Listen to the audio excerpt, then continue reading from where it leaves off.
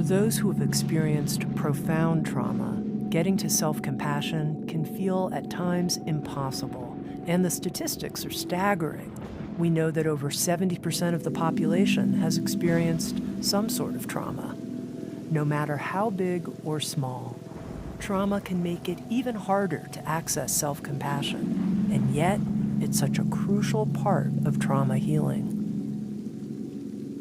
Trauma is anything that pushes our coping skills to the limit, that creates tremendous negative emotion in us and then affects us as we go forward. It impacts us and then it stays with us. And I think that's really the key, that it stays with us and that often we don't know that. It can tell us, I can't make my way in the world. I can't take care of myself. No one will love me. It's true what they say about me, that I'm not worth anything or that I'm less than because I came from this place or this background, right? We learn these lessons, and the younger we are, the strongly we learn them. So the lessons of trauma are learned most strongly in children, but we can learn them in adulthood too, and they're false lessons that tell us lies about ourselves that we then very often take to heart unless we understand that something is happening in us that is making us forget what we know about ourselves. And I think that is what's most frightening about trauma. It's that a person can be absolutely sure that I know the truth about myself and I know the truth about my place in the world, and it's completely different than what that person thought before, but they have no recollection or understanding that it's different.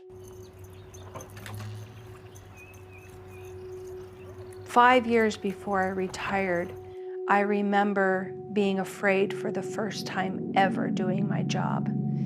And something switched where I just couldn't hear one more mother scream. It just played havoc on me. I just couldn't do it, but I wasn't strong enough to say I couldn't do it, because then it would be all that stigma again. See, I knew you would never make it. See, I knew you weren't good enough. I knew there was something wrong with me. Shame and fear change the lens through which we see ourselves and the world around us, and it changes it in unhealthy ways. What was a clear and beautifully focused lens becomes tainted. It may become cracked. It may become darkened or smeared, right? And then we can't see clearly, and we get lost in negativity about ourselves and others, and that's the opposite of compassion. Being a police officer, that's really the only thing that I felt that I had going for me. Even though I had a beautiful home, beautiful wife, we have 3 kids, we have grandchildren, that's really the only thing that I did all by myself for this long. And then I can't even do that anymore. And I would sit in the bathroom with my gun in my hand. And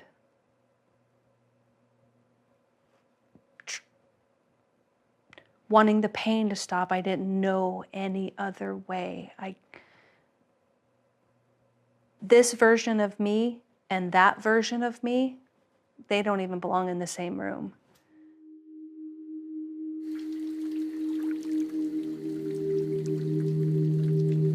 You couldn't invent a more capable villain than trauma. Trauma can happen acutely. It can also happen chronically. So there can be things that happen over time that don't have dramatic high points, but that take a tremendous toll on people. So, for example, neglect of children is one. The impact of systemic racism and people moving through the world kind of always aware that they may be seen as less than, or they may be up against more than other people are, right? These are chronic traumas that take a toll on us over time. And trauma can also be vicarious. So we can be traumatized ourselves through our ability to be empathic with other people. When I see the prevalence of segregation, of divisiveness, of disconnect, of loneliness that is happening for everyone in our entire society, what that shows me is that we are a society who are in a state of pain, a collective state of unintegrated, unresolved trauma.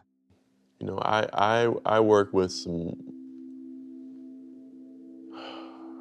really hard hit young people. I'm talking hard. Like some 40 and 50-year-old people that I know couldn't live in these 12 and 13 and 14-year-old kids' shoes for a second. And when you're taught young how to survive pain, that insinuates that you're gonna anticipate, you're anticipating it for it to come. So someone who's in a place of always waiting for pain to arrive because you've been prepared to survive it will always be afraid and will be in a place where you're just constantly waiting to get hit by the next thing. That's trauma. Talking about the body's trauma response, we really have to understand that it's being passed down from generation to generation, what it is that stresses us out. I think there's ways in which we sort of can repeat what we've learned and what we've seen through our parents, what we've seen through our grandparents, what we see within our communities. Generational trauma doesn't necessarily always mean generational as far as direct bloodline. It also means communities as well, and how traditions and pain and trauma is passed down from generation to generation. The kinds of trauma that my ancestors went through in their experience of enslavement and oppression still lives inside of my body, right? Because the body is producing the stress hormone cortisol. And if a mother is going through a certain experience of trauma or oppression during her lifetime, she gets pregnant, she's going to pass down a lot of that cortisol into literally her amniotic fluid. It is going to have an impact on how that baby, how that child, their genes are turning on and being expressed inside of their bodies.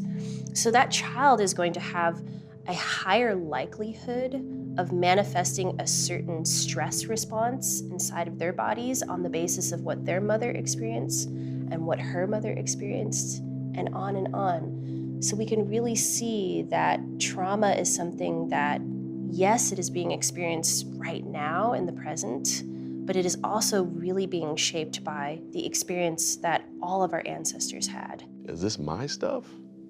Is this my trauma? Is this my mom? Is this my dad's? Is this their parents? Whose is this? Because if we can't distinguish between the two, we'll continue to live life like it's our own. And we'll continue to walk in life and do things in reaction to a trauma that never even happened to you. If we understand the traumas within us and the shame that they raise and the behaviors they can change in us and the thoughts and feelings and memories and how all that can be changed, then trauma does not have to keep us from compassion, community, and humanity. But if we're not aware of that, trauma will steamroll those things. Discover on-demand videos and docuseries, explore a full schedule of daily life classes, and become part of an incredible community. At Sounds True One, we invite you inward to find your way, your way.